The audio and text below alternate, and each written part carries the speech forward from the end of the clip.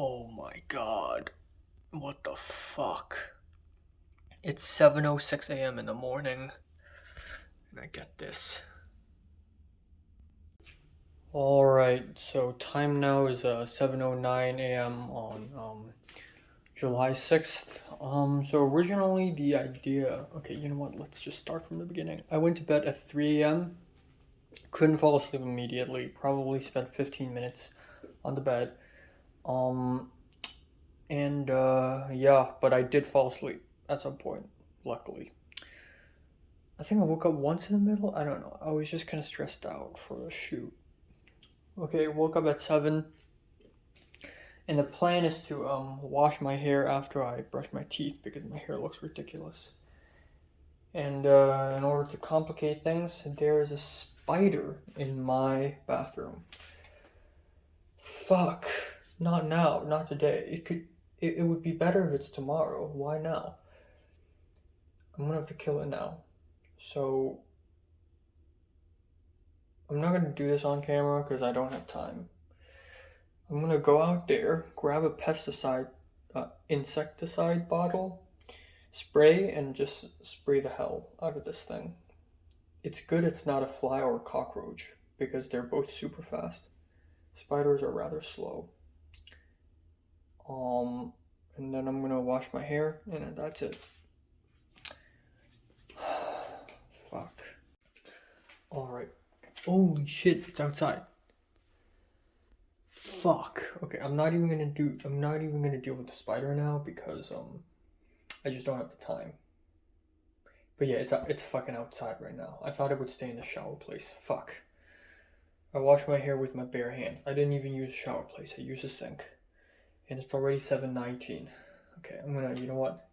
Screw it. I will deal with the spider now then. Okay, here. Insecticide. Okay, here we fucking go, baby. Oh my god. I hate this. This so much. Not in the morning of July 6th. Here we go. I'm gonna spray.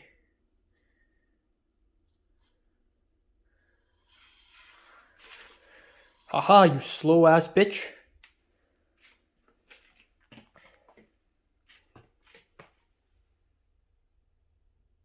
Is it dead?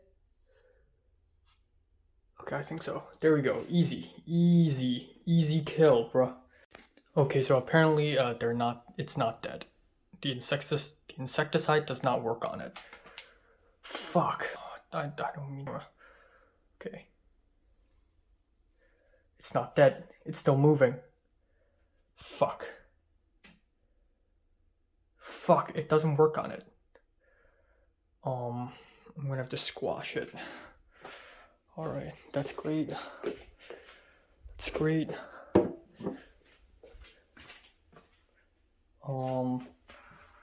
Okay. What am I gonna do?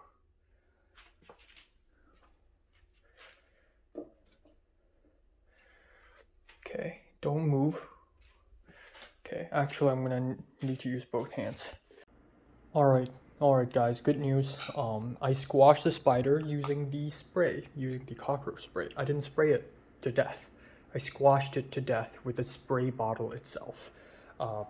And a piece of tissue in between it. Clean up and eat the pie, leave. Alright, ladies and gentlemen.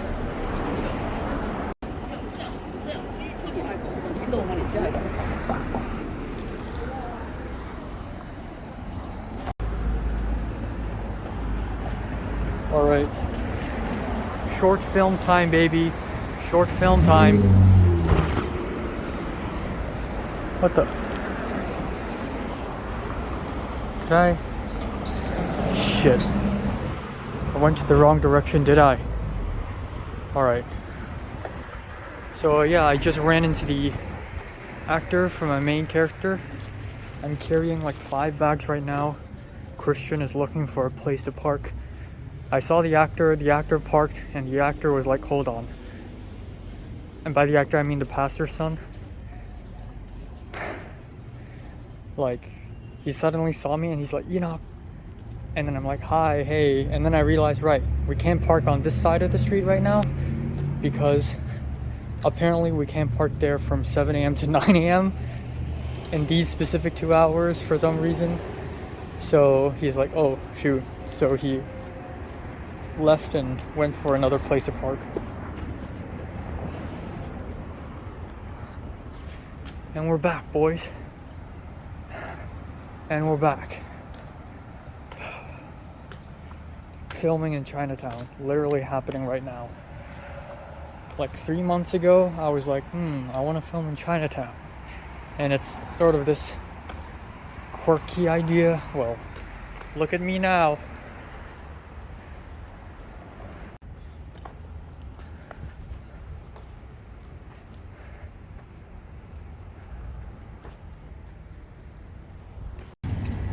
Here we go. Location for scene 1.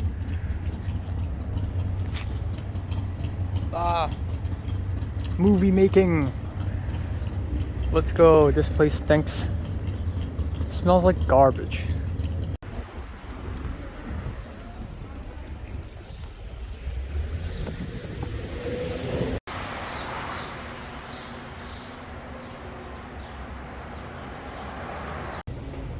One, two. I told you so, young man. I told you.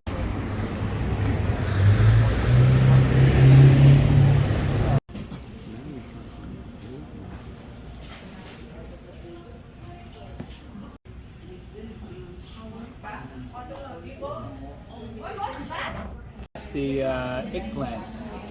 Right in front of you. Help yourself. Oh, really? 自己嚟。哇！啲菜好靚。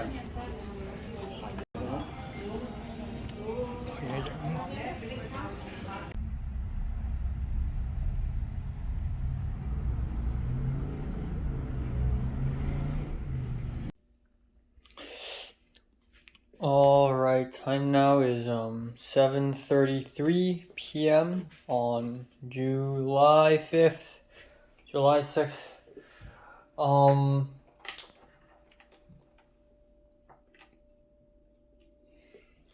Alright, so my god, my mouth hurts. I don't know. I did it. I fucking did it. Short film. I did it. I made it. There we go. Boom. I'm sorry if I don't come off super excited right now because I truly am tired.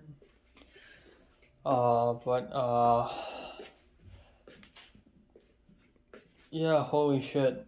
You know,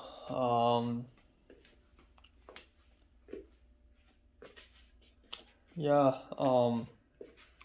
I fucking did it. Woo! Woo, let's go! I'm a free man now because I really finished everything. I've done everything. Like, everything's complete. It's all over. It's over, man. That's it. That is it. Hold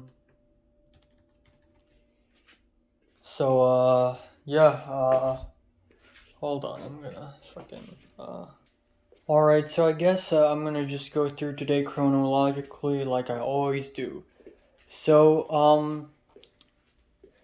woke up at 7 a.m. in the morning, extremely sleepy. I don't think I've ever woken up this early before since I've come to LA.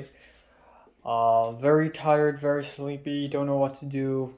I know what to do actually, and actually I don't feel that sleepy actually. Actually, I lied, I don't even feel that sleepy.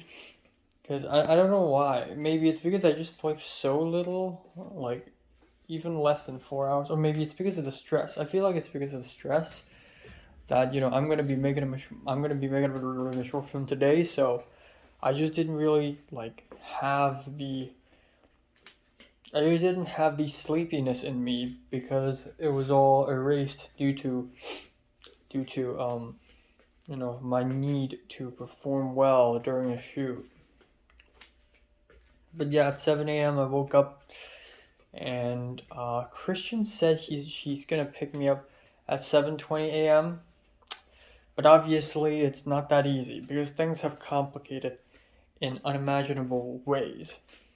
First of all, there's a spider in my bathroom, which popped up out of nowhere, and I saw it. When I saw it, I'm not even like that scared. I'm just fucking annoyed. Bro, it's the day of the shoot. What are you doing here? Why? Why now? Why today? If you had showed up yesterday morning, if you had showed up tomorrow morning, it would have been less annoying. But why today? So I tried to spray with a cockroach spray. Nope, didn't die. It stopped moving for a while and thought it died. No, it did not. So my final resort is really like use a spray bottle to just fucking smash it. So that's what I did. I just grabbed the toilet paper, folded it, and just like using both hands, including the toilet paper and then the spray can on top, and then I dropped both at the same time and bang, pung. It's still not dead, it's still twitching, and I do it again, pung. And just to ensure that the spider's dead, I do it again, pung. And then that's it. I picked up through the thing in the toilet, cleaned up the floor a little bit. That's it, let me go. Christian actually arrived at 7:35-ish, picked me up. And there we go, he's right there, right outside. Alright. Alright, so without further ado, me in my shoot wear, with my diagonal bag, went out, saw his car. Let's go. So he drove me all the way to Chinatown. And by the time we arrived, it was still quite early.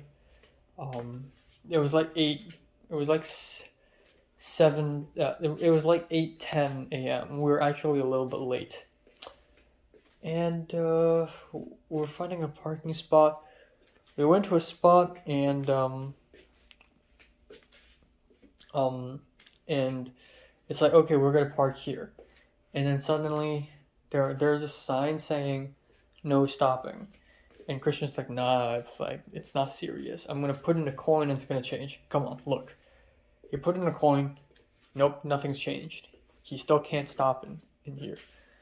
So he had to re-park the car because apparently you can't park this car in this side of the street between 7 a.m. to 9 a.m. for some freaking reason. Oh, my mouth. I don't know what's going on with my mouth. Usually, I think I'm having a third canker sore, actually. Right here. I already had one right here, but a couple days ago I was brushing my teeth and I stabbed myself again for no reason. But there's that. Oh my god, I want to just sit down.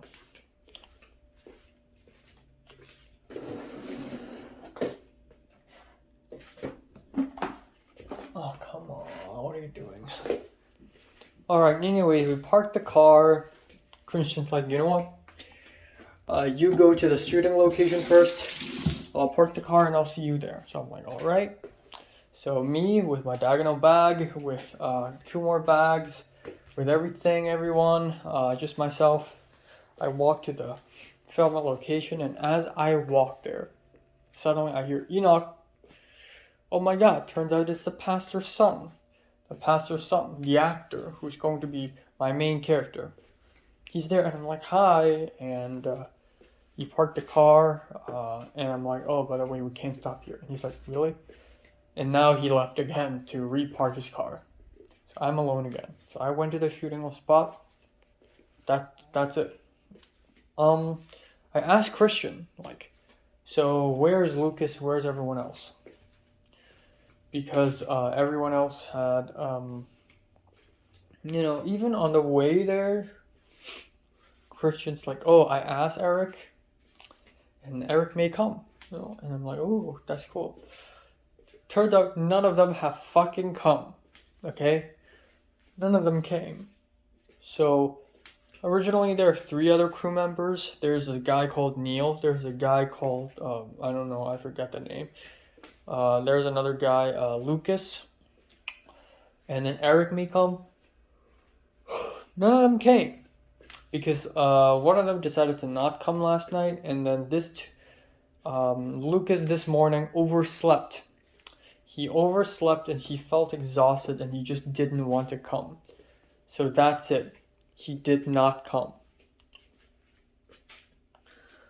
And Eric also didn't come at the end. So it's just me and Christian and the 3 actors. This is it. The whole production.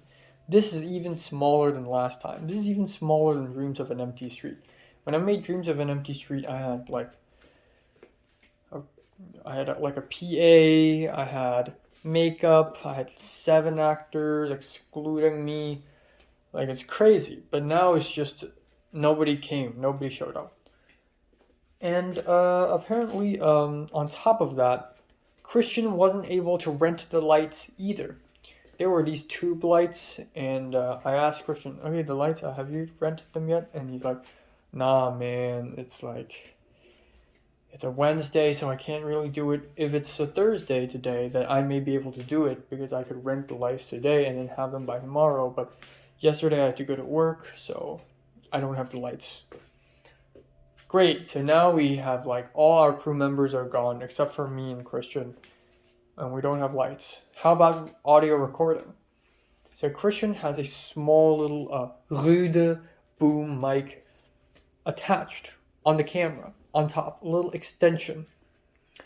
And he's like, okay, well, we're gonna use this to record sound then. So this is like as minimal equipment as possible. Shitty sound recording, no lights. We have a bounce board, but it's just a circular reflection thing, and we only use it once really, and that's it. We don't got anything. We don't have a boom mic. We don't actually have a boom mic. Nothing. So well, whatever. I mean, there's nothing we could do. I mean, we have to start to shoot now. So we start to shoot. Scene 1 right off the bat. It was at first the sky was very cloudy and it was kind of cold, and it was like that for until like 9:30 or like 10 a.m. It was very cloudy and kind of cold. And there we go. Nathaniel, the pastor's son, showed up, and we shot the scenes. And at first it was kind of awkward because my church world and my college world has collided in a very strange way. And also, he's not a professional actor. In fact, he hadn't acted in his life before. This is his first acting gig. So the first shot is basically a wide shot of him walking into frame, trying to searching his pockets, trying to open the door, and then realizing he lost his keys and then walking away. We did that take like 5-6 times because he does something wrong every time. Like one time he would like search his keys too fast. Sometimes he would like walk too fast. Like sometimes it would be too cartoonish. Like obviously it's not the stiffness and the awkwardness that I want it to be. I can tell he's trying his best, but obviously that's not really good. But we tried, and then we moved on, and then at some point so scene 1, we finished scene 1 quite swiftly at around almost on schedule. At around 9 a.m. we finished scene 1. Now we go to scene 2, pretty much on schedule. So we went to scene 2, the location, the Green Plaza, and I'm like, oh, the old man will show up anytime now. And I checked my phone, and it's like, oh fuck. Like I saw in the distance an older guy with white hair, whitish, grayish hair, looking at me. So obviously he's the old guy, right? He's gonna be the actor. And then I checked my phone. Oh fuck, he called me and I missed it because my phone was in silent mode. Fuck. But yeah, it was fine and all. He showed up. So now the crew has expanded from 3 people to 4 people. We all meet up. The old guy, he is a pro. He is pro as hell. So he even prepared. So he brought several pairs of glasses so that he can wear one that matches the main actor's glasses. And what I really like about him, not only because he's a good actor, but also because he coached Nathaniel on acting sometimes. Like sometimes there are a couple moments in the short film where he and Nathaniel there's a dialogue scene And like obviously Nathan, this is his first acting gig. So Jim Lau, the old man, he coached Nathaniel. He's like, oh, when you say this line, please look at me. When you say this line, please say it like this way. And it's like it's such a relief as a director. Now I don't have to give directions, or I have to give fewer directions. Now that we have a very experienced actor, just giving directions instead. Like, let's go, boys, let's go. So yeah, that was really nice. And then we shot the incredibly difficult shot of this long take of just the main character walking all across this, and then like going through this spot, and this is when the sound problem really becomes significant, and it's easily the worst thing about the short film, and that is, it sounds awful because we filmed right beside the street, so cars and trucks fly by, and sometimes there would be helicopter sounds, there are birds chirping, just people walking by, bicycles. And at one point, one guy like drove a motorbike here, and we're like, "Oh, sir, is it okay if we park the motorbike?" And the guy's like, "Oh no, I'm moving this bike into my shop anyways. Oh, but you need to film using a permit here, so if a security guard shows up, like just hide the camera. And we're like, "Okay, thank you, sir." Um, but it's noisy as hell, and if we had lav mics, it would be way better.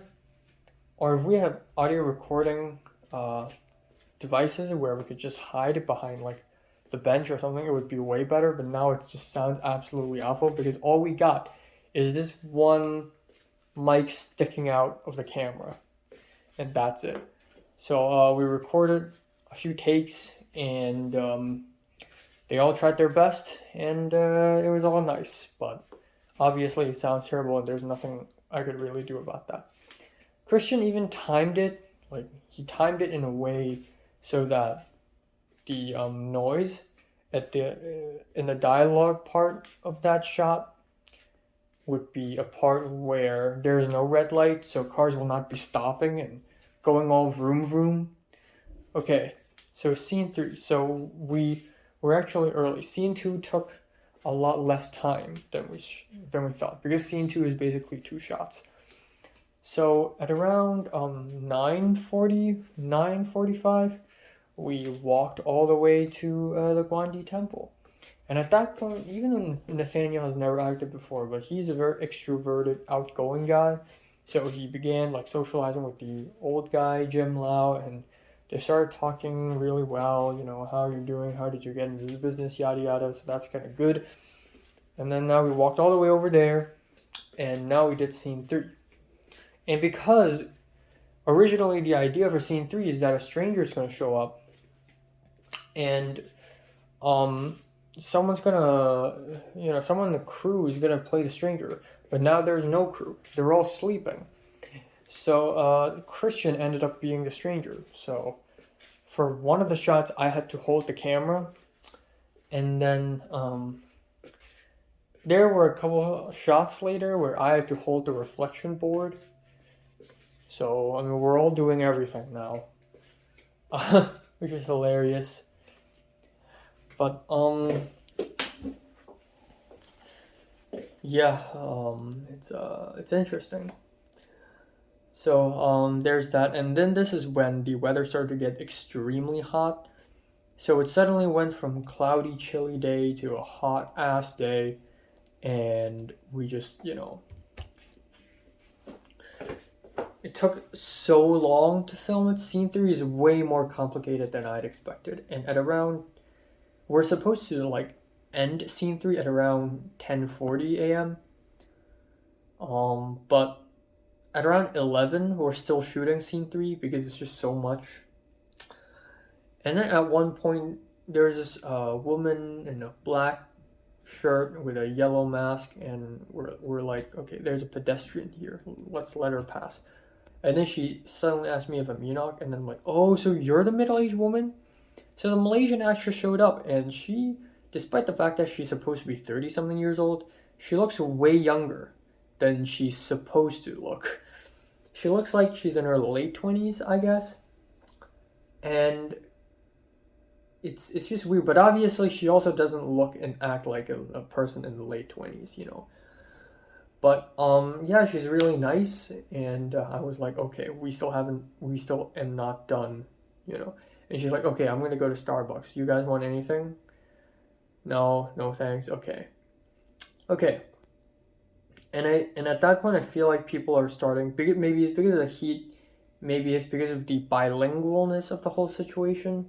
People are starting to get a little impatient. Like Christian started to be really quiet. Well, Christian had never been an energetic person, but Christian started to be like, okay, yeah, cool, you know. And I say, oh, can I have the camera a little higher? And Christian's like, yeah, okay, yeah. So maybe he's secretly pissed. I can't tell.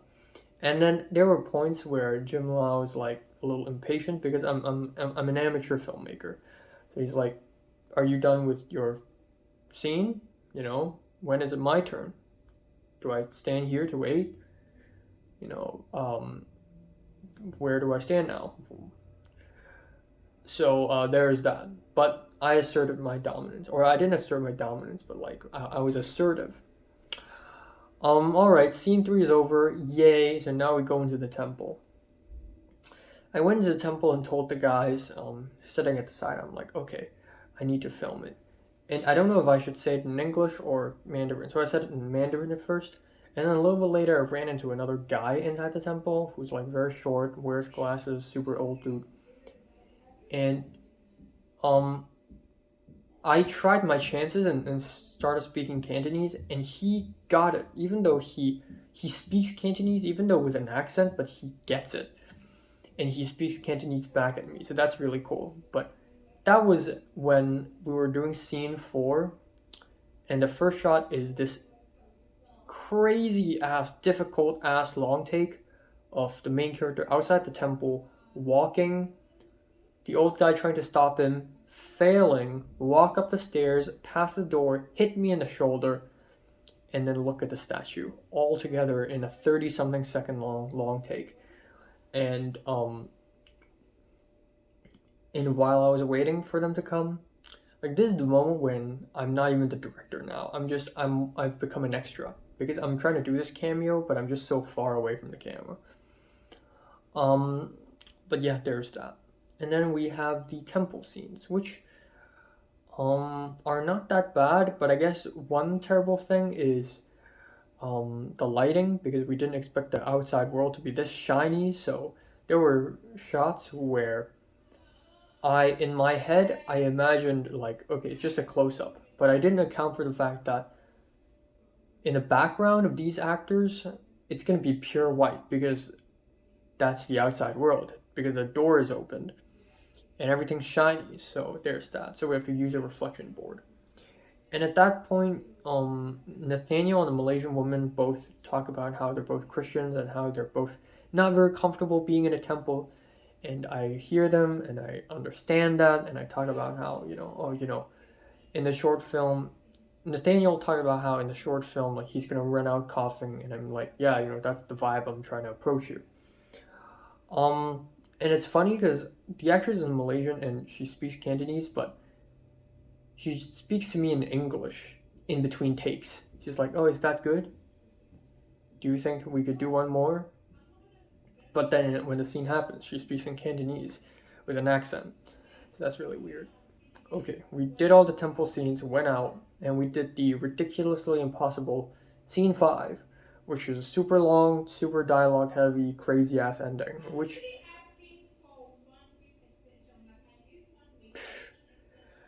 is where every actor, because of the heat, because of the strong heat, and because we're just running out of patience, we're super tired, especially for me. Jesus Christ, I slept for less than 4 hours, and at that point I was standing and walking around for 6.5 hours under the blistering sun of Los Angeles, and I drank my first sip of water at 2 p.m.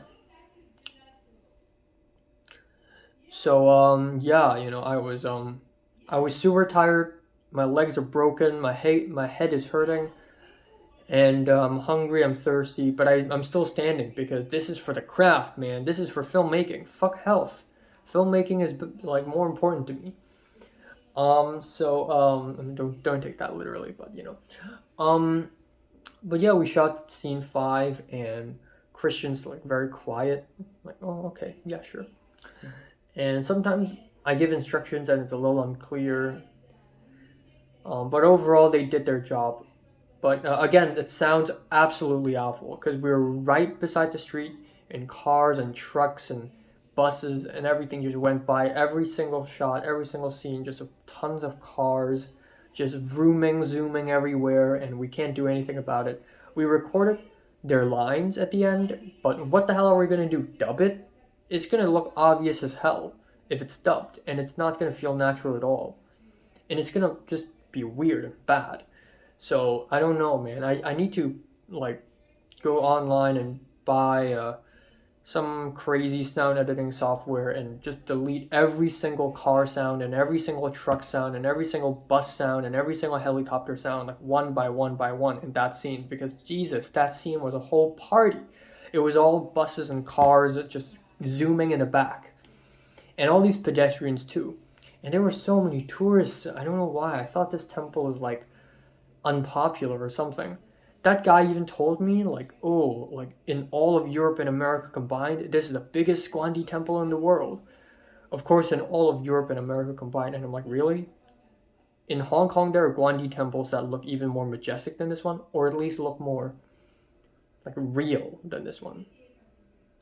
But anyways,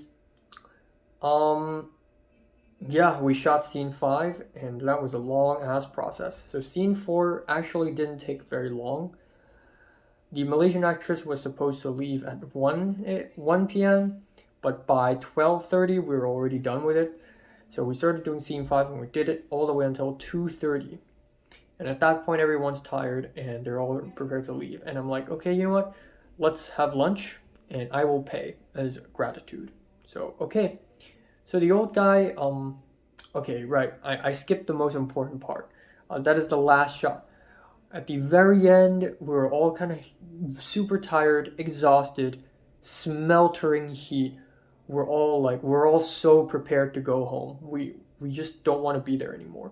I feel like as time progresses today, at first I was like very critical. Like I noticed small things in the frame and I'm like, ooh, what's that? But at the very end, I just want to get the shoot done. Even though the shot is not perfect, I'm like, okay, who cares? I'm handing this to USC. Like it's not like the most important short film. Who fucking cares? I just want to finish this short film.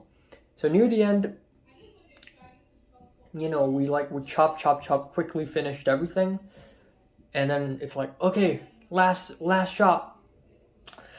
And then we took that like 3 times, 3 takes, and then we recorded the lines, and then it's like, that's it. Thank you, everyone. No, I didn't say Oscar at that point, but yeah, kind of like that. And then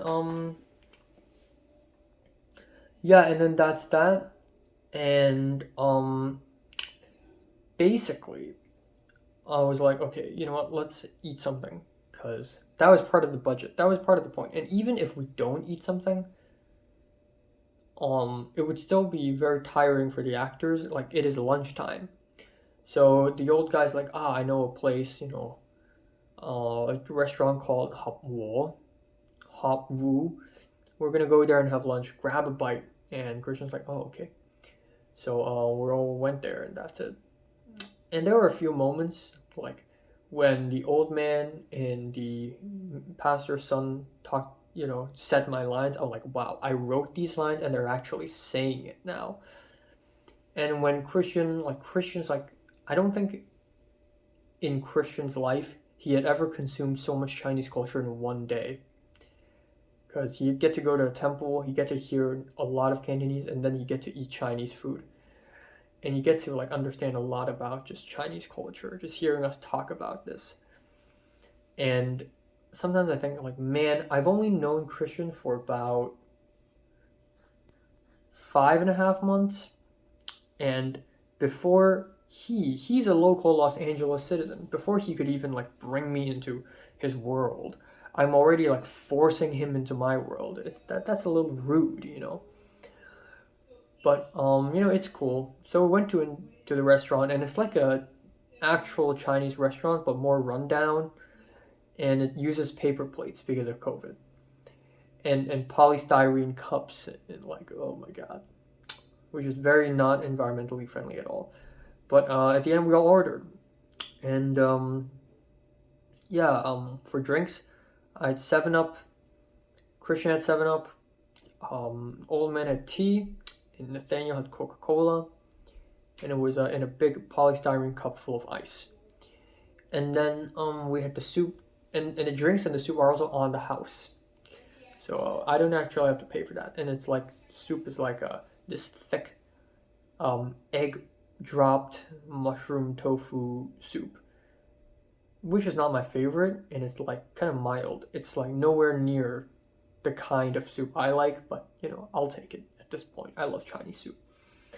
And then we actually have the stuff. So we all got white rice in polystyrene cups, and the old man ordered yuhen kezi, which is Sichuan eggplants, and then gailang, which is hilarious because that was exactly what I was planning to cook tonight for my dinner. Exactly, the eggplants and gailang.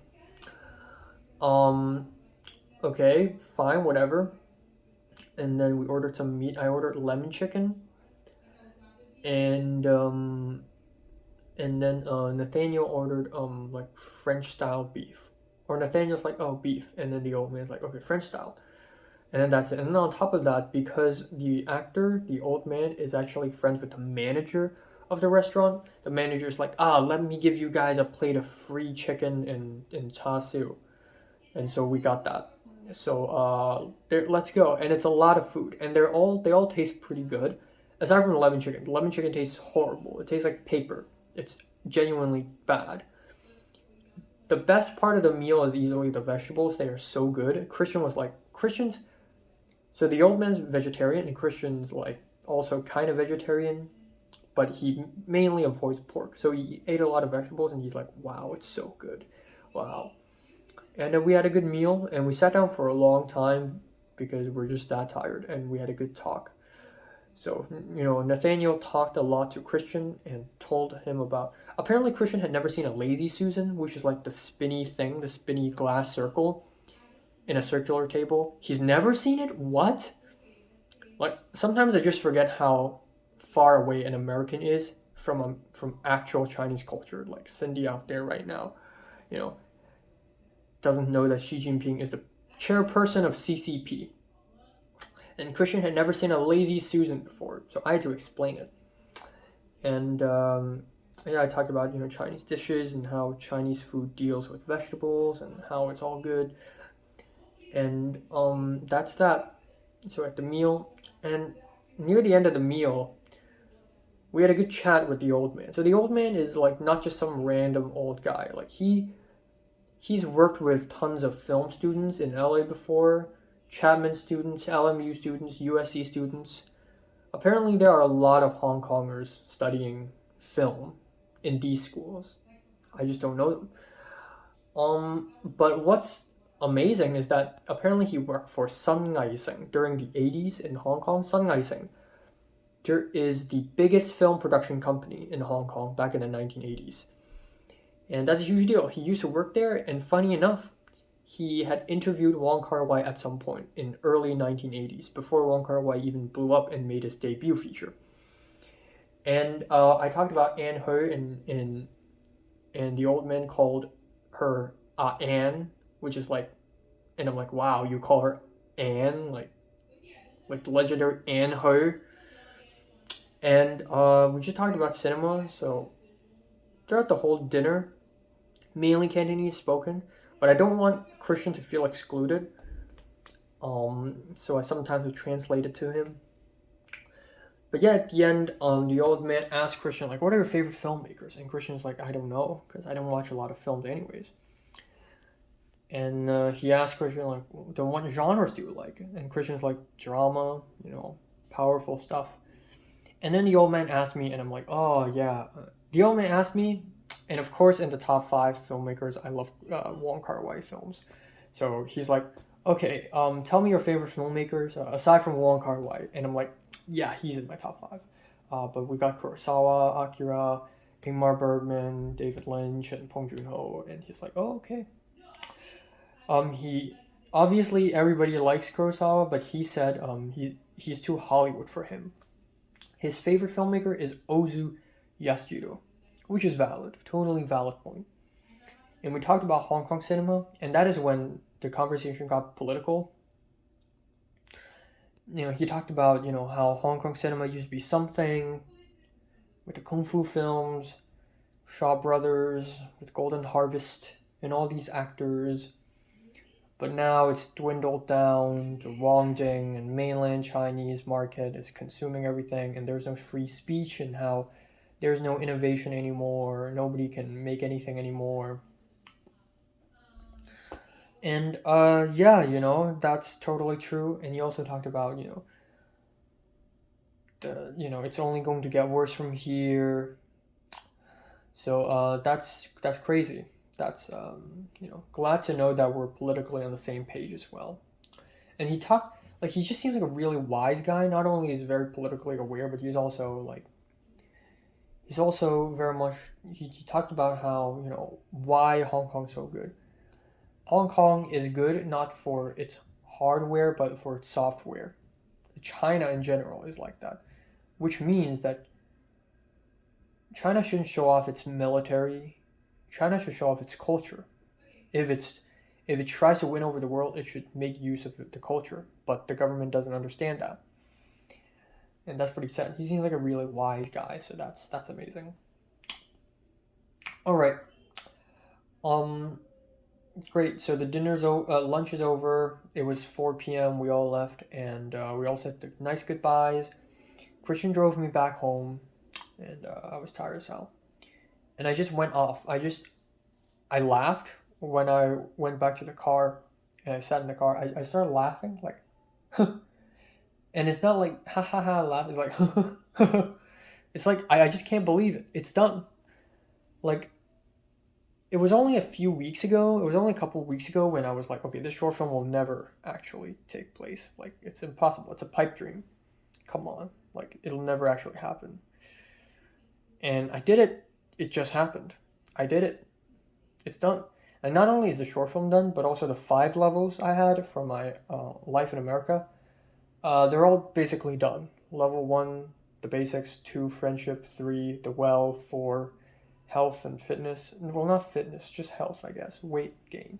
5 short film, they're all done. That's it. I'm free man now. Now, with only 9 days left here, I'm going to prepare to leave. So I laughed. I'm like, damn, I can't believe it. I'm a free man now. I have no burdens. College is over. Short film is over. Fuck yeah. So we arrived at our home, and I put down my bag, and Christian prepared a whole column of peanut butter apple sandwiches, which I've never tried before. I'm not huge on these sandwiches, but at the end, Christian gave me one. So nobody else had it. Christian brought like almond bars and all sorts of food, but nobody ate anything from him. Understandably. Yeah, but yeah, he gave a sandwich for me, and I'm gonna eat that tomorrow morning. I also had takeout from the restaurant because we couldn't finish all the food, so I'm gonna eat that for dinner tonight. But yeah, I went back to my apartment here, put down my bag, and I took my laptop, this one, took it out with my hard drive and my cable USB, and inside the car, we copied all the video files from the camera to the hard drive, and then all the audio files from the microphone, the audio recorder to the laptop, then to the hard drive. And it's all done. It's all good. I have the footage now. Post-production begins. That's it. I don't have to care about anything now. Like, I can just, when I go quarantining, I can just edit for days. This is fucking it. Simple as that. So, holy shit. We did it. We did it, guys. We did it. Holy crap. So, that's that. And then he left. It's all good. So, wow. I don't know what to say, man, other than, this is amazing. And it's different every time I finish making a short film. It feels kind of different. So last time when I finished Dreams of an Empty Street, like of course it's a huge relief, but also like I just want to go home, and it's just a really weird thing that just happened to me. Maybe it's because it's a nighttime shoot. So when I went home, it was like 2 a.m. in the morning. But this time when I finished it, it doesn't feel that way. It feels different. It feels more like a relief, but more like there we go, boom, done. Let's get out of here kind of relief. And then that's it. Wow, all right, so I get to relax now. So I took a shower because I'm really sweaty, and I actually went back to bed. I didn't fall asleep, but I went back to bed, as you can tell by my hair. And as you can tell by my voice, because my voice was like raspy and really high when it returned, but now it's more like back to normal. So yeah, I did it, folks. I did it. So this Saturday I'll still be hanging out with Eric and Ella and Christian. We may go lunching together, I don't know. Which means that I have enough food to last until Tuesday, because tonight I also don't have to cook. I planned to eat codfish tonight. Fuck it, I'm not even gonna cook. So I'm only going to have to go to Ralph's 2 more times and Nijia Market 1 more time, and that's it. Then I'm prepared to leave. And that's it. That's all. And then of course there's the on Friday I'm gonna go help Eleanor to shoot a short film, which is good. Connections. And maybe I'll agree to going on Sunday as well. I don't know. But normally I would open a new arc, but really this is still arc 6. Arc 7 will begin once I leave. And I guess I'm also gonna start planning like hanging out with Natalie and Cedric and all those people. And hopefully this heals ASAP. This Kangasaur, I've been having it for like 9 days already, and it still hurts like a bitch, but I feel like it's healing. And hell yeah, baby, hell yeah. I'm truly happy and elated that the short film's over and the 5 levels are over. Even though I'm really tired right now and I can't really seem to translate that excitement, but trust me, I am excited. And I am happy and I'm relieved. And I just want to rest. I just want to sleep. I just want to have a thick ass, juicy ass sleep tonight. Tomorrow morning, actually. And, just be well. Just be well and relieved. And, yeah. My life here has been more simple now because now everything's straight line. Everything's like, I got goals. I complete these goals. I am a free man. I am a free man again. I don't have burdens anymore. So, yeah. The Chinese boss lady still hadn't zelled me the money. I'm gonna ask her a little later, but that's all.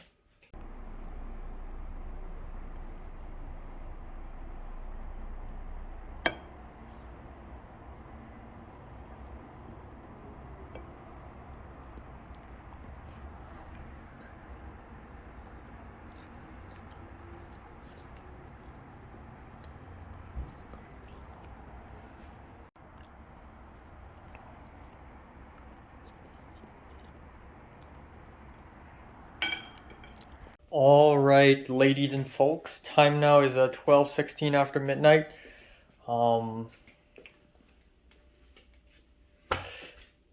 Yeah, I'm relaxed, but not entirely because there are still a couple of things that I need to consider and think about. First of which is the Chinese boss lady still hasn't paid me. I'm gonna ask her tomorrow. Second of all, I don't know if it's a good idea to go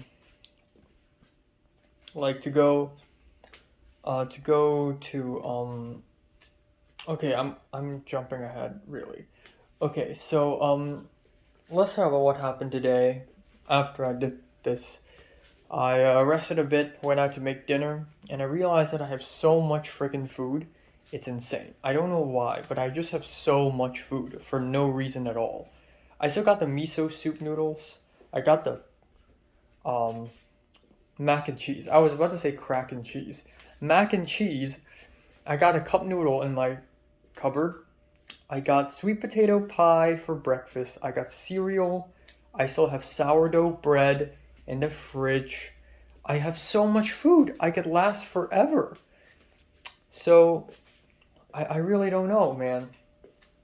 Um, I'm gonna eat a jelly cup later, even though I'm pretty sure I've already passed 2,000 calories today. Um, but yeah, cook myself dinner, and I still got leftover Chinese food. Chinese, you know. Another thing is I think I'm sick. Maybe it's because of the stress. Because when I was trying to look for actors for my short film, I was just so stressed. So I feel just sick bodily. Again, with like weird things like my jaw crackling and like slight uh, uh, throat aches, sore throat. And now I have a sore throat here. A little sore. Hopefully it doesn't develop into anything bad. I realize my nose has a little congestion, and again with the sores here, I realize that my body is not really feeling well actually lately, especially with how terrible my sleeps have been. So I realize, okay, so tomorrow I just want to rest, even though I low-key want to go out and watch a movie in the cinema, but I also kind of want to just rest the whole day. Friday, I have promised Eleanor to go out and help her friend make the short film. Now, I could have told her that I can also go on Sunday, but I will decline because I need to rest. But I've also promised Christian that I will be hanging out with Eric, Ella, and Christian on Saturday. So there's that. And then the next week is just like, I need to leave. That's it. And I still got several things, like, again, I want to go to the cinemas, I want to try In-N-Outs, and I have a couple more Ralphs and one more Nijia Market Journey, and I want to go to Chase Bank, and that's it. So a simple rest of my life here. That's the plan. Um, I also spoke to Pepper a little bit. I almost said her real name. Oh my god. I realized that the more I live in LA, the more people I meet, the more easier it is for me to accidentally say someone's real name. So I gotta be careful now. But I spoke to Pepper on WhatsApp. I thought she wouldn't really answer, but she immediately answered me. I said, "Hey, I just filmed a short film," and Pepper's like, "What the fuck? That's so fast!" And that's a weird reaction because she saw my Instagram story that I made earlier today of me making the short film. So she probably already knows.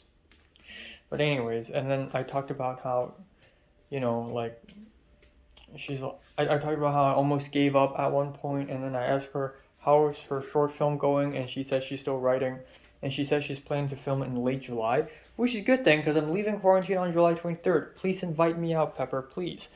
Even though it's probably not going to happen, but whatever. And I expressed a little, by saying, I'm looking forward to returning to Hong Kong, and a lot of my friends have changed, and Pepper's like, oh, a lot of my friends have changed as well. And I talked about how one of my friends is trans, but I'm happy she came out, and Pepper's like, yeah, I'm really damn happy for her. And Pepper asked if she did her surgery in Hong Kong or Thailand, which is hilarious. I mean, it's true, like, transsexual surgery is very popular in Thailand, but I mean, it's in Hong Kong. I actually don't know if Leia. I actually don't know if she did a surgery or not. You don't have to, You can just look on the appearance. You can just look different. But it's her choice. But you don't have to. I was talking to Nick on Discord, and Nick was like, "Oh, she could be like a Fuda." like a futanari, you know. Um, yeah. But yeah, and I talked about how I may have ran into Aika on July 3rd, and I thought Pepper saw my WhatsApp text and decided to not answer it because she doesn't like another guy talking about another girl in front of her. But no, Aika actually replied saying, "Oh, really? Uh, did she recognize you?" And I said, "I don't know, maybe." And I talked about script writing club, and Pepper's like, "Oh, should I join?" Also, Pepper told me that she enrolled in Film 32, the Wednesday class. See? It all comes out like this at the end. Like, Thomas is gonna go Friday. Christian somehow can't enroll on Wednesday, but he'll try. Pepper's in the Wednesday class now, and it's all according to Keikaku. It's all according to Keikaku. Holy shit! And even if Aika doesn't end up in the same class as me in Film 32, there's a 50% chance there's still the script writing class, the script writing club. It's all according to Keikaku. So that's amazing. But yeah, one final notice I'd like to say before I watch a movie and go to bed. That would be I want to just talk about my 5 levels again, and sort of just go over them and talk about how I've completed them. So there are 5 levels now. Level 1, the basics. That's college, food, and shelter. Number 2 is friendship. Level 2 is friendship. Level 3 is financial stability. Level 4 is health and fitness. Level 5 is short film. I've completed all 5. Technically. Now, of course, the first one is the basics, and it took me 3 months to complete. On April 4th, I completed it because I entered this apartment and I paid the rent on the same day insanely. But at that point, I'm already kind of confident in going to the supermarket, planning on what to buy, not buying too much, not buying too little, knowing how to plan my meals. There are times when I'm clearly running out of food, right? And there are times when I'm clearly having too much food, like now. But I would not be like, okay, I'll just eat whatever I see. I still plan, and I think that's a very good thing. I mean, I overthink a little bit, and that makes it a little frustrating, but at the same time, it's a good thing. And I am confident that I can cook simple meals now. You know, it's not like great meals, not complicated. Piece of meat, vegetables, starch, simple. Not that tasty, but if it works, it works, you know, just gotta keep the calories. I don't eat to enjoy food anymore. I mean, I still enjoy food from time to time, but I don't, that's not the main point anymore. I just wanna survive, man. And then, of course, with college, the application stuff, my grades, they're all good. I got all A's in my last semester. Level 2 is friendship, but I'll leave that for last because that's the most important. Level 3, I did it on April 29th with the well. And I also opened a bank account in Bank of America, got hacked, and then I opened one by myself in Chase. Dunzo. Level 4 is health and fitness. Now, even though I haven't played a single sport in the last 6 months, I believe with me gaining weight, it's a good thing. So I lost 13 pounds, but I gained back 5 pounds. I weighed myself yesterday and I was at 173 back again, or no, 126.5. But yeah, you know, I can still gain more. But yeah, that's good. That's definitely good, even though it's not like a good gain weight. Like, it's not muscle mass, it's just fat, I guess. I mean, there's muscle mass growth probably, but mostly fat. But it's still a good thing, you know, because I'm legitimately skinny. Next up, we got level 5, which is a short film. I did it today. Again, with every single level, I met with so many challenges. With level 1, we got the housing crisis, kicked out by the first host, kicked out by the second host. Airbnb is too expensive. I got food issues. I'm starving. I'm losing weight, which affects level 4. And infestation, mold, whatever, you name it. And then with level 3, again, bank account getting hacked.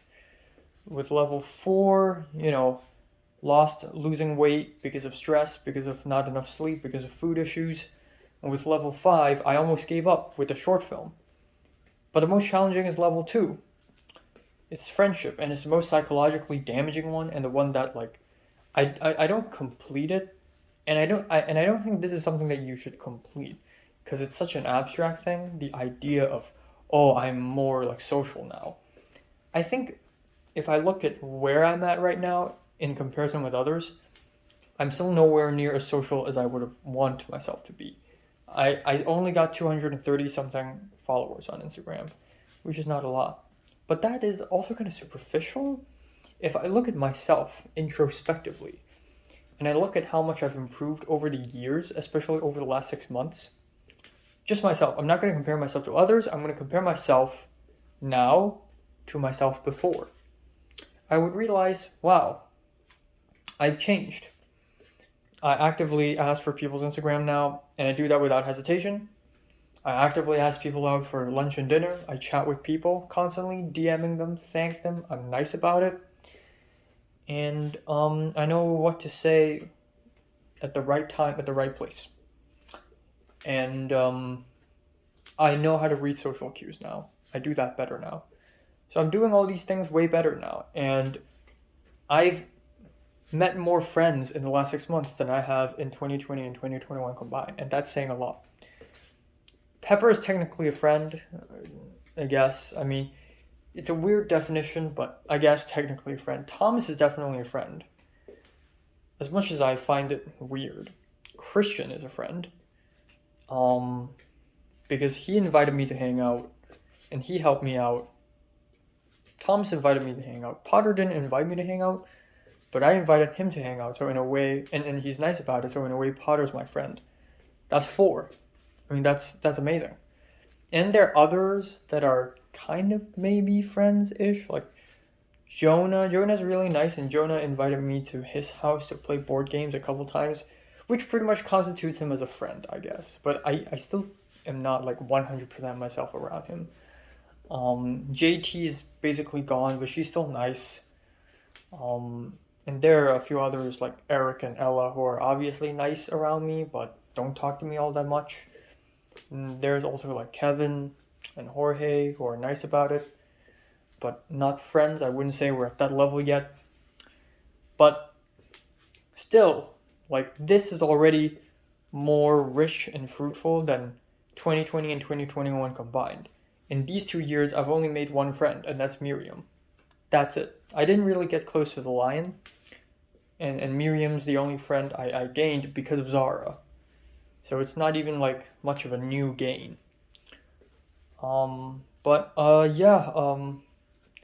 Absolutely fantastic. And I've made connections. And even if I haven't made that many friends, the HKOS gathering alone already solidifies me as, you know what, level 2 is complete.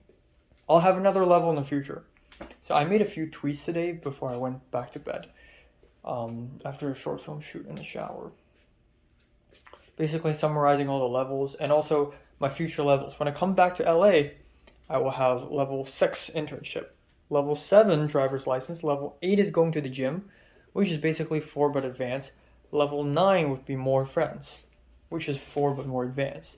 This time I'm going even harder. I'm going even crazier. I'm entering EAS. To be fair, I'm already like 1 step deeper into EAS. The fact that I know Kevin and I hang out with him now, the fact that I spoke to Jorge a little bit despite the fact that he's Latino, and also the fact that I know Aika now and I ran into her in the fireworks. And just with HKOS, even though HKOS is not related to my college at all, but it'll somehow be connected somehow, I feel like I'm 1 step closer into the world of EAS. So I hope I move forward continuously, and that's it. That's all. 5 levels are complete. I win because these levels aren't like me coping. This isn't me coping. This is real. Like, I could lose if I give up making a short film.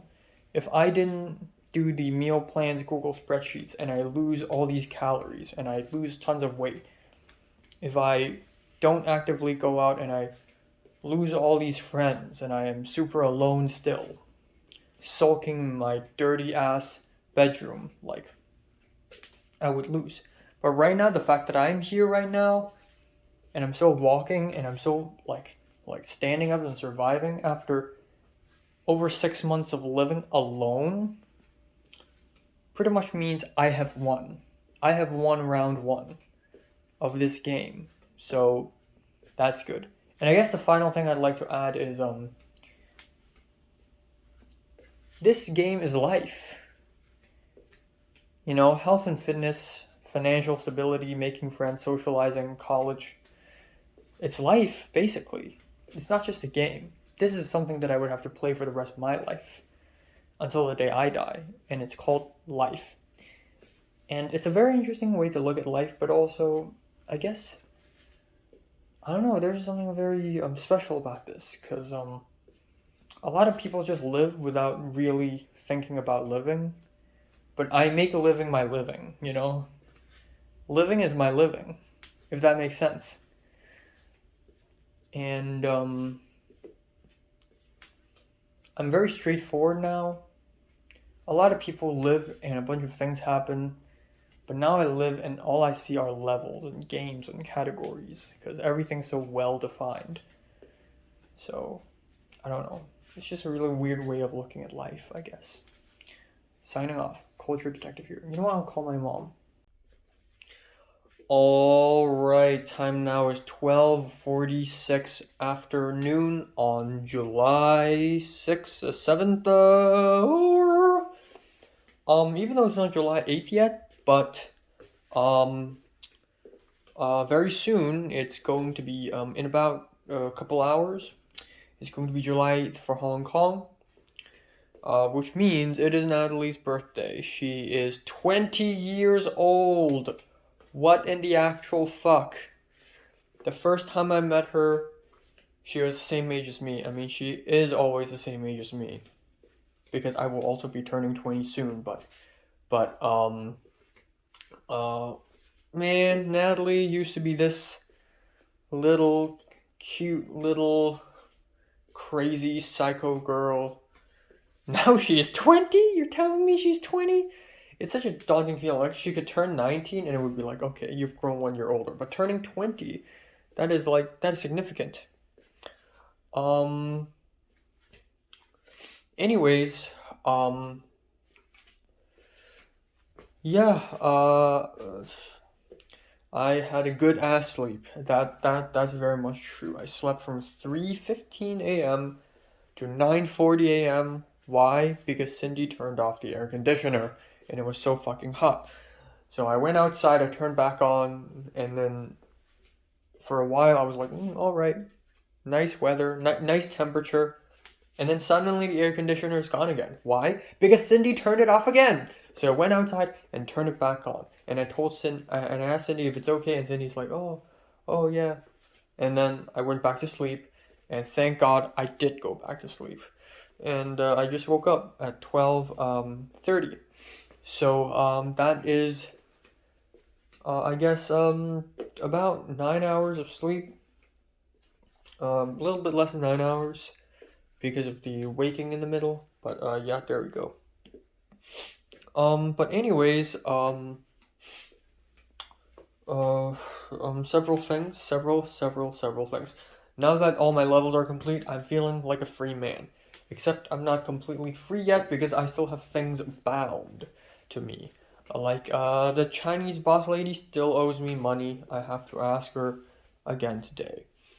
As much as I don't want to. And then, there's the bathroom. I am going to finally clean up my shower place. I don't know how. I bought a Clorox bottle. So my shower place over here, I don't like it. It's kind of dirty. I feel like it's a little dirty. Like, there are red spots and there are like moldy spots, and I kind of want to remove that. So I bought myself a bottle of Clorox. Except when I read the instructions on the Clorox, it appears that it is super duper dangerous. That it is only meant for the toilet, not the shower place. because for the shower place I have to stand on it, so my skin is going to touch it, and if my skin touches it, it's going to be like the end of the world. So I don't know if it's okay to use Clorox for the shower place. So I need to think about that first. Anyways, that's all for today. I'm going to be watching a movie, or I'm going to be my YouTube schedule and my plans for watching movies and TV shows are not really that set yet.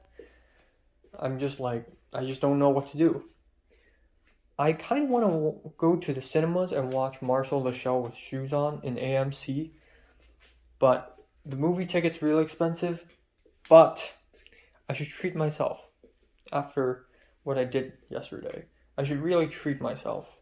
So I don't know. I'm gonna think about it. I'm gonna see if I have time. If I do, I may go to the cinemas and watch Marcel the Shell. And then maybe I'll go watch Thor Love and Thunder, even though I'm not even that interested in it. But again, why the fuck not, I guess. And yeah, I guess that is all. A lot of people have been speaking to me. Zara suddenly WhatsApp texted me. One of my followers, one of my faithful subscribers, DM me on Twitter again.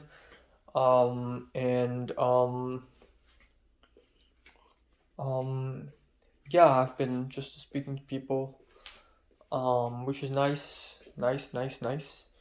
And yeah, there's something I would like to talk about, but I kind of forgot what was it exactly.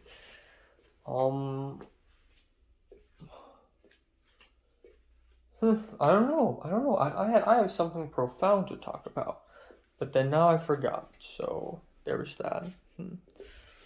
I'd like to say that I'm looking forward to return to Hong Kong and meeting my friends and I guess I don't know. I feel like, despite the fact that I want to go back, I always envision myself when I go back to Hong Kong, I would have super long hair, like mustache and facial hair everywhere.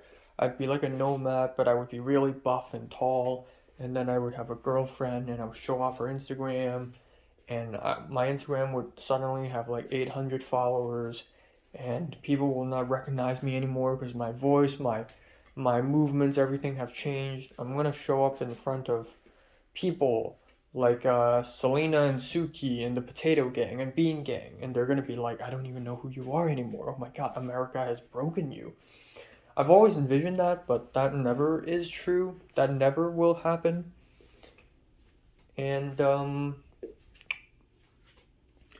but that being said, though, I truly have changed from the person who when I left Hong Kong on December 24th to me now. I truly have changed.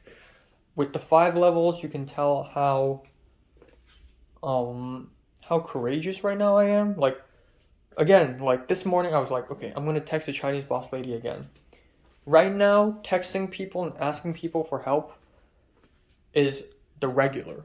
But back then, I don't do that. Back then, if I had to text someone for help, I would have to think a long time and think to myself, okay, should I do this? Should I do that? But now I just do it because I've done it so much already. And now I'm more eager to waste money. Every time I go to Rouse, I waste about 50 something to 60 something dollars. That is about 400 something, 500 and something dollars in Hong Kong.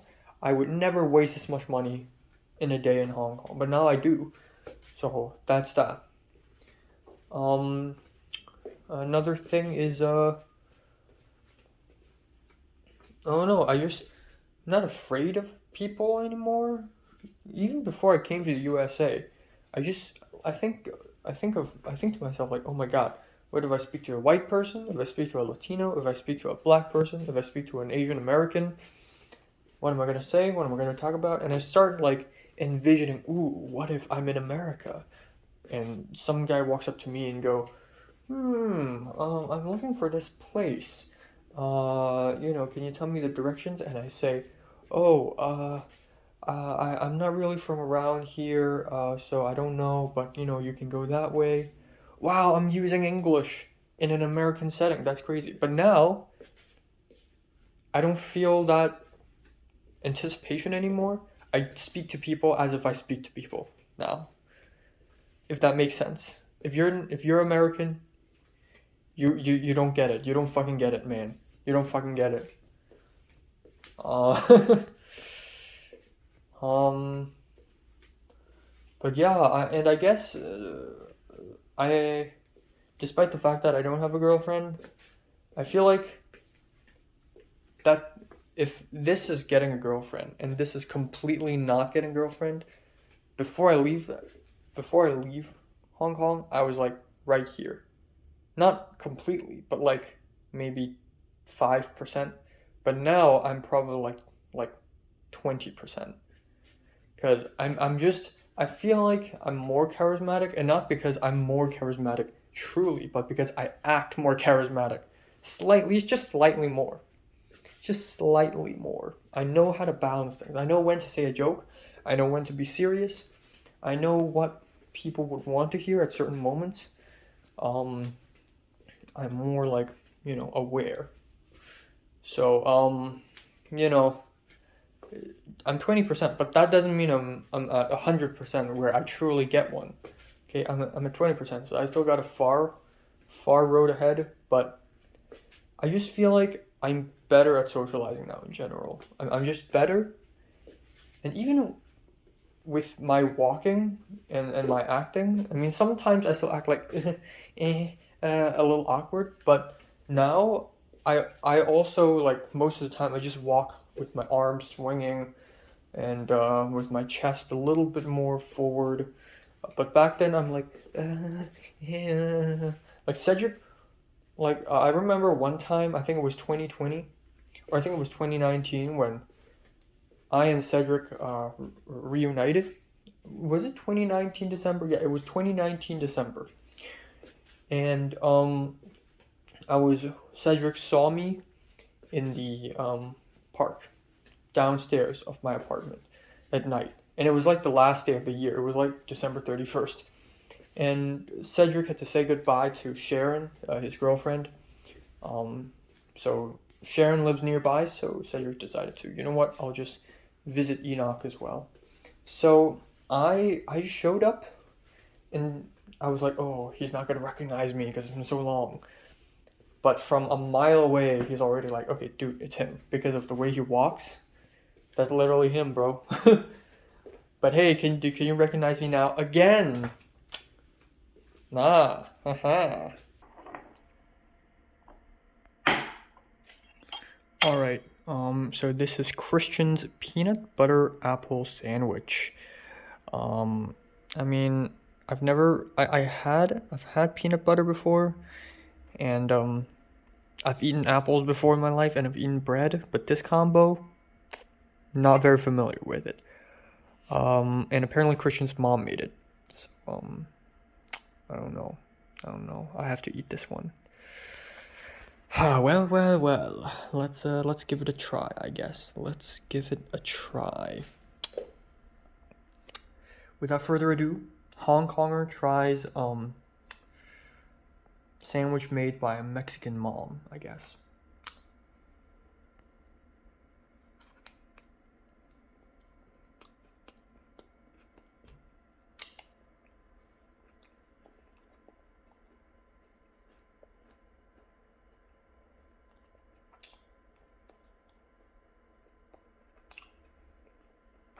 First of all, I probably shouldn't put it in the fridge.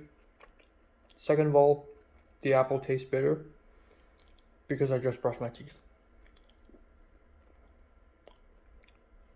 Alright, time now is 2:53 p.m. Quick update here. So about an hour ago, I received a text from Eleanor of the church and HKOS fame, and she said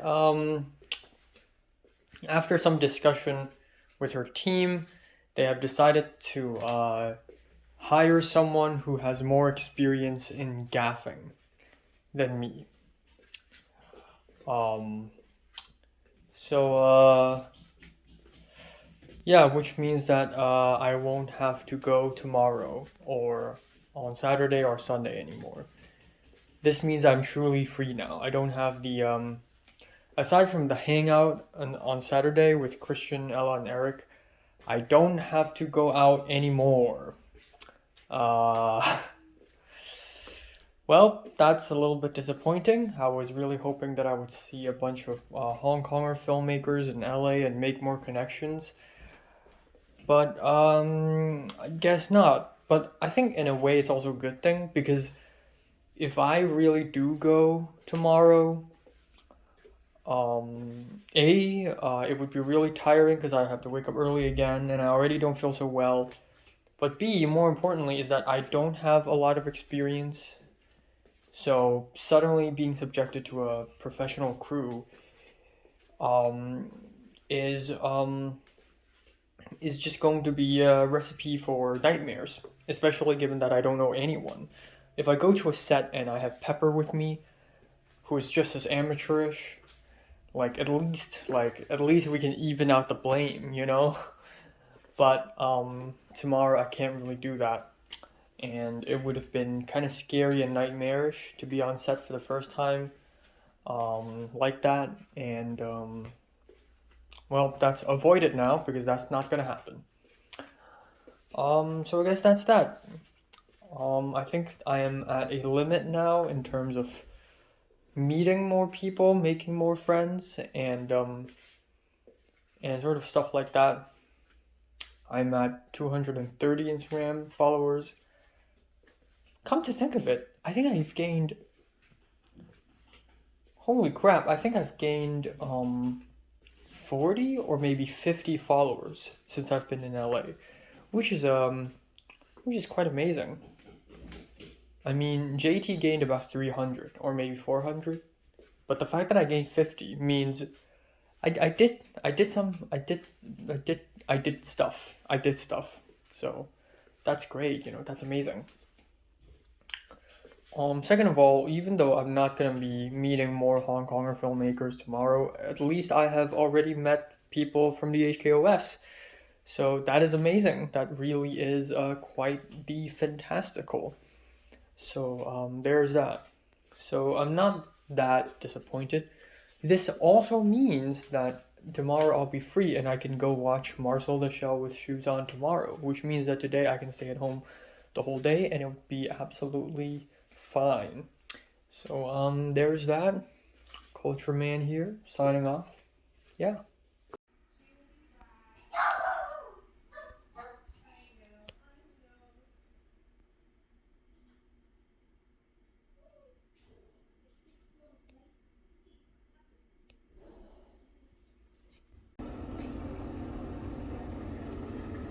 Ugh, fuck.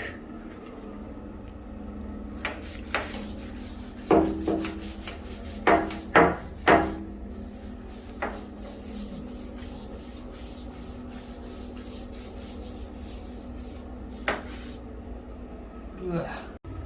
Okay, let's do this. I don't know if I'm doing the right thing right now, but I'm gonna try my best.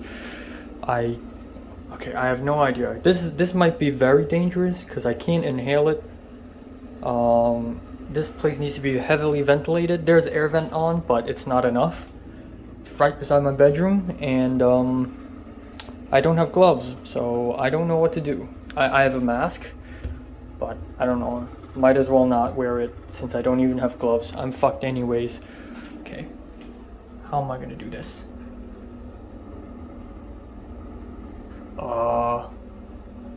How do I even open this thing?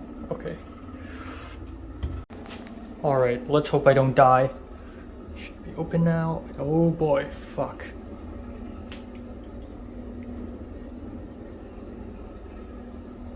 Okay, let's do a little like that first, okay? Just a little.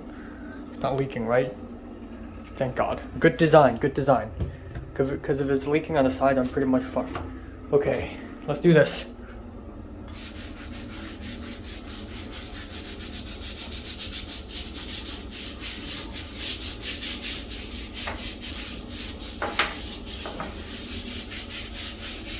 I should probably let it sit for a while first, should I? Yeah, probably. Huh. Okay, I'm not gonna breathe too much right now, but, chlorine gas. Let's go. Smells like a swimming pool. I have to open the door. The chihuahua's out there. I need to change my clothes.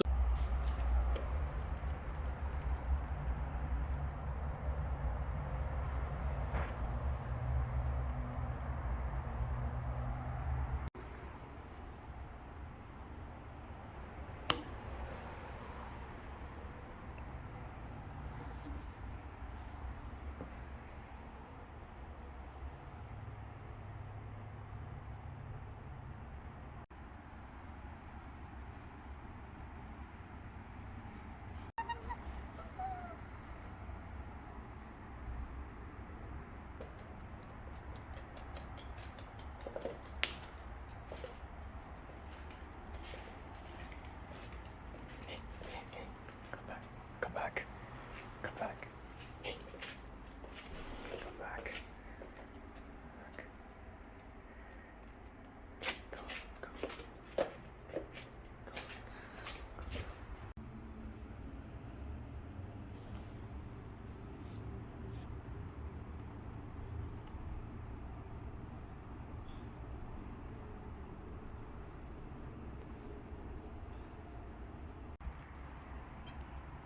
Enjoy your meal. Yep, thank you.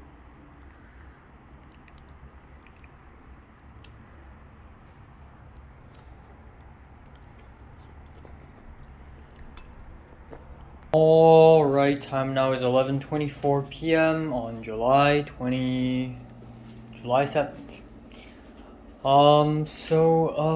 Nothing all that crazy happened. I guess a few things to talk about. I said happy birthday to Natalie, and Natalie responded saying thanks. You know, because it's not thanks, it's tanks. Haha, very funny. But she seems as unenthusiastic as ever. It's almost as if she's not my friend anymore. And I get it, she's busy, but. And then I asked, how does it feel to be old now? And she said, I don't know. And then I asked, what are you gonna celebrate? Work? How are you gonna celebrate? Do work? And she's like, oh, I actually woke up late for work. And then that's it. She's obviously really busy, and obviously she's not having the time of her life. I don't know, it just seems like Natalie's getting less and less interesting, but exponentially, like, even by the end of 2020, she still has somewhat of a personality, but now in 2022, she's just like disappearing in the scenes, you know? I'm so excited to go back to see her, you know? But I feel like she probably forgot I exist most of the time now. Sadly. But one's gotta move on at the end of the day. So I was uploading an album review, and I had to move my laptop outside because the Wi-Fi here sucks so bad. And that's scary because the dog's right out there. And I thought the dog hates me. The last time there were dogs in the house was the second host, and the dogs hated me so much so that it's annoying, it's frustrating, and I honestly don't care all that much because they're outside most of the time. But whenever they're inside, I hide in my room, and they keep barking at the door. They know it's me that's in there. So when I went out carrying a laptop, the dog showed up. Good thing is, the dog doesn't hate me. She doesn't hate me, and she was so excited. Her tail was waggling around left and right, and she sniffed my hand, licked my hand, sniffed my feet, licked my feet, kept on jumping onto me, grabbing my clothes. I was actually wearing shorts, so she latched onto my leg and scratched my knee. So it's a good thing that she doesn't hate me, but now she's gonna be like, every time she sees me, she's just gonna blow up. Alright. Anyways, I had to cook dinner, and before I did, I decided to, once and for all, or at least once, until I come back to LA, use bleach to clean my bathroom. And I was really afraid because I've never used bleach before in my life. And I've been reading all these articles about how dangerous bleach is and how if it gets your skin, you're pretty much fucked. If it gets your clothes are all gone. If it gets to the floor, that's it, no more floor. It's incredibly dangerous, and if you mix urine with bleach, it's going to turn into mustard gas, because ammonia plus bleach plus chlorine equals mustard gas, and you can't do that. It's going to kill you instantly. I was honestly really worried, and I tried to be as careful as possible, but obviously, one cannot be 100% perfect, so I did fuck up a little bit. So I cleaned it. Okay, so you know what, let me show y'all. Ta-da! Ta-da! This is gonna be a thumbnail. As you can see, it's very clean now. It's not as good as new, but at least a lot of the black mold and the pink gelatinous disgusting goo, they're all gone. They're mostly gone. And it definitely looks nicer, cleaner, and way safer now. But scrubbing this was a very tedious process. I think I spent at least 40 minutes to 50 minutes cleaning it, scrubbing it, and I hang the scrub like right there. Right there. I also put it here at the edge, at the ledge, and some of it seeped down and touched the carpet. And then, while I was trying to scrub the sides inside the shower place, a couple or maybe 3 bubbles splashed onto my pants. So, yeah, we live in really scary times. I don't know, and maybe or maybe not, some bleach touched my skin right here. And I washed my hands immediately. I don't know, man. I don't know what's gonna happen to me. And also, it smells very much like swimming pool right now, aka the smell of chlorine.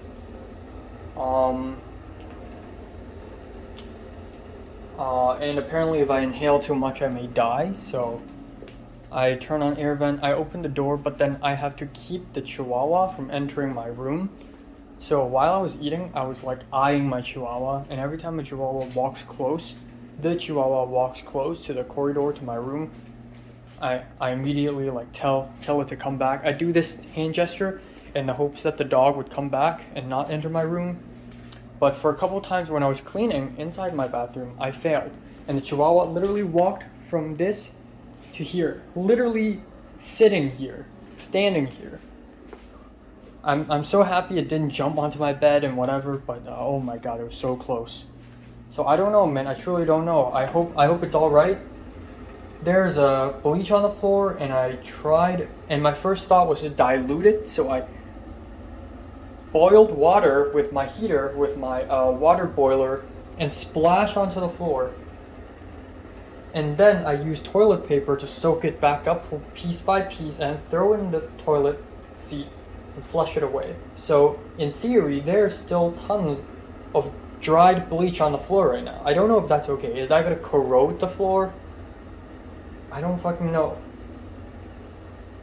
I got some on my carpet. I got 3 bubbles on my pants. I don't know what's gonna happen. I'm truly a bit scared. I don't know. Alright. Anyways, let's sit down and talk about what I want to talk about. I feel like one of the reasons why I'm having so many bodily symptoms lately is because I'm just dirty as fuck. Even though I shower every single day, but the shower place itself is full of mold and bacteria. And I'm getting bites here, so I don't know why, but after the Pasadena day trip with Jonah and Jonah's friend, I had like a mosquito bite at my shoulder. Like, not really shoulder, like right here. But it wasn't a mosquito bite at all, actually. It was like an irregular red patch. It doesn't itch, hurts slightly. Not even slightly, like, doesn't hurt but I touch it, it has a sensation. And I'm kind of worried. So last night, I actually looked up like skin cancer symptoms, and it's not the first time I was worried that I have skin cancer. I'm just that paranoid, but I don't think it is skin cancer. It doesn't look like skin cancer, so I should be fine, but I really don't know what it is. I went to bug bite research. There's a website, there's an article where you can basically see all the bug bites and how they look, and Jesus Christ, you can be bitten by spiders, caterpillars, scorpions, every insect you can name. Ants can bite you. Fuck.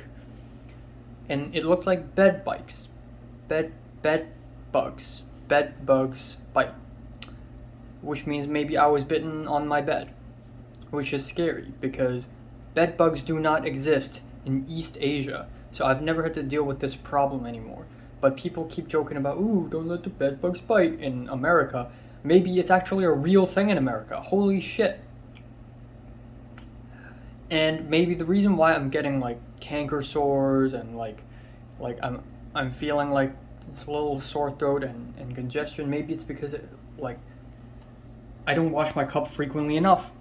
When I use a glass cup, I use it like 5-6 days straight.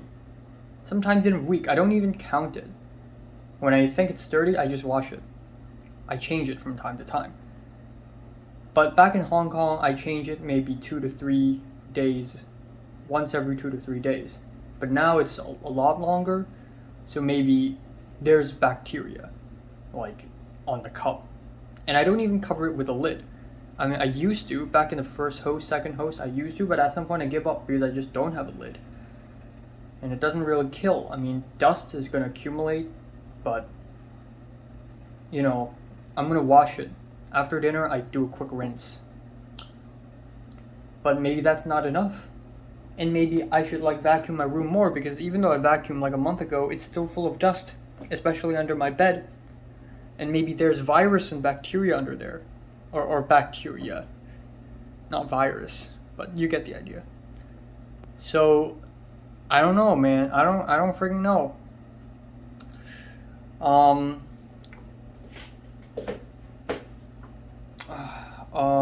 But yeah, there's that. I also had a phone call with my mom, and we talked about departure, leaving. Oh, I forgot. Did I mention that the actor I worked with yesterday, Jim Lau, he's also apparently the associate producer of Big Trouble in Little China, or Little Trouble in Big China. No, Big Trouble in Little China. That's the name of the movie, which is crazy. He even has an IMDb page. I mean, the actress also has an IMDb page. They're all really like professional. But yeah. And my mom said maybe he knows her. So I don't know. That's interesting. But anyway, let's talk about departure, which is going to take place exactly a week from now. Yeah, I still got a bunch of stuff to do. I have a health form thing that I have to fill in. I have to do a PCR test. I asked Jonah, but Jonah replied a little bit and then stopped. And I guess it's because of the camp thing that Jonah and friends have to go to tomorrow. And then yeah, there's a PCR test. There's a quarantine hotel. I need to print it out somehow. And then yeah, I need to start packing. So I've been thinking about packing. Well, not really. I haven't really been thinking, because up until last night I was thinking about it just software update pops up. But up until last night I was thinking about my short film, and today I didn't think because I just want to rest. So I really need to start thinking about packing tomorrow, actually tonight. And apparently, according to my mom, I can only bring one luggage and one hand carry back home, which is kind of an issue because now I only have one luggage. And I'm going to go to my Google spreadsheet and see if that's possible. But I honestly don't know. I'm not sure. So obviously I'm going to have to bring back tons of stuff. Clothes. You know what? Again, winter clothes, they'll stay here. But summer clothes, all the summer clothes, shorts, t-shirts, I'm gonna bring them back. And of course you got the okay. I have categories, right? Yeah, daily items. So all my mangas and books, I kind of want to bring them back. I mean, some stuff I can let it stay, like memorabilia and whatnot. Or actually, no, memorabilia I have to bring it back. I need to know that it's with me. Laptop, documents, electronic stuff. I really don't know if I really have the have enough space. I really don't know. I really hope so, but holy fuck. I really don't know. One luggage and one hand carry. I really don't know if that's enough. I know that my winter clothes can stay. And some of my shoes can stay, which is huge. It's a good thing. But yeah. I guess it's a huge thing that my winter clothes can stay, because my winter clothes are really thick and they usually occupy a lot of space, so that may reduce a lot of space for me. But that doesn't take away from the fact that all the summer clothes and all my underwear and socks, I have to bring them back. Or not all, but most, at least. So, I don't know, fingers crossed it's enough space. And, yeah, that's all. That's all, I guess.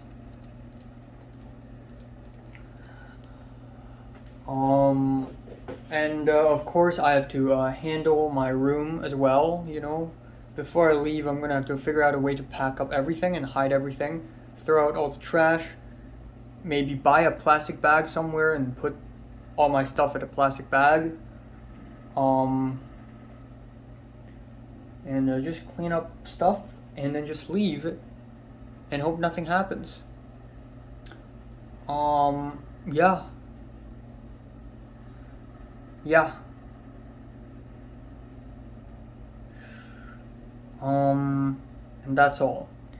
Another thing I want to talk about is tomorrow. So I don't know if I'm gonna go watch Marcel the Shell with shoes on tomorrow, because the regular ticket is like $18, and I heard that the movie isn't that great actually. So I'm not planning to waste $18, or actually over $18, on a movie that's not even that great. I mean, I spent $20 on Everything Everywhere All at Once ticket, but it's worth it, you know? The experience is fantastic. But I'm just not ready to spend $18.49 on a ticket on a movie that isn't even that great. Now, that being said though, there is a discount price. If I go tomorrow at the 255, right, I will get 30% discount, and the movie ticket will be $12.89, which is still a lot. 12.89 USD to Hong Kong dollars is $101. 101. Sheesh. That is almost as expensive as driving my car.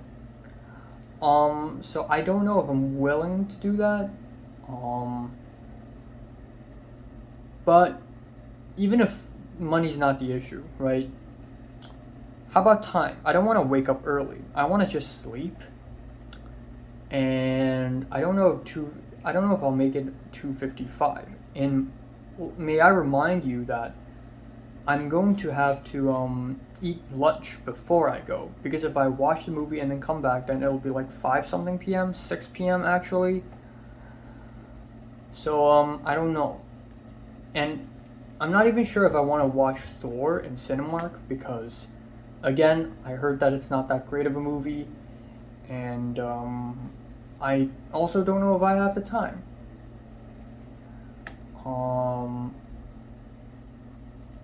Yeah, so there's that. Also, I texted the Chinese boss lady and I asked her if she had Zelled me the money. Obviously, she hasn't, and she admitted that she hasn't. And she said she will tell me when she does. Please send me the money. I have 1 week left, bro. I have 1 week left. So, yeah, there's that. Alright, signing off, Culture Detective. I'm gonna try to speak to Natalie more. I realized that the last time I've spoken to Natalie was June 12th, which is a long ass time ago, even though it really isn't a long ass time ago, but it feels like a long ass time ago because so much has happened in between every time. So one great thing about USA is that, or my life here in USA is that time just moves slower. So even though, okay, well, what happened within the last week? So today is July 7th, so a week ago was June 30th. What happened in between June 30th and July 7th? I mean, tons of shit happened, right? Tons of shit happened. So I went location scouting with Christian in Chinatown, shot the short film in Chinatown, that's also true. On Sunday, I went to the church and went to Koreatown to have a big lunch, that is also true. Fireworks, I ran into Aika, that's also true. All within 1 week! That's fucking insane. That's actually stupidly insane. And tons of people passed away. So I also just learned the news that Shinzo Abe Shinzo got shot. So I'd like to talk about that a little bit. And also this morning I learned that 2 people passed away. The creator of Yu-Gi-Oh! And James Caan, the actor, had passed away. Shit.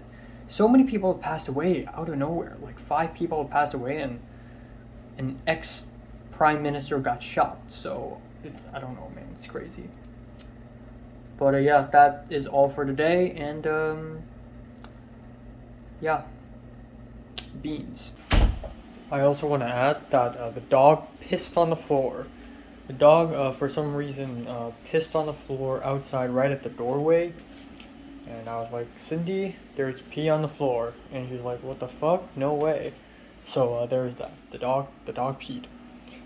And I shouldn't be worrying about the bleach. I think it should be okay. I called my mom again asking about the bleach. And she said it should be fine. Yeah, it's not perfectly clean, but it feels better now. Yeah. So, pain. That's all.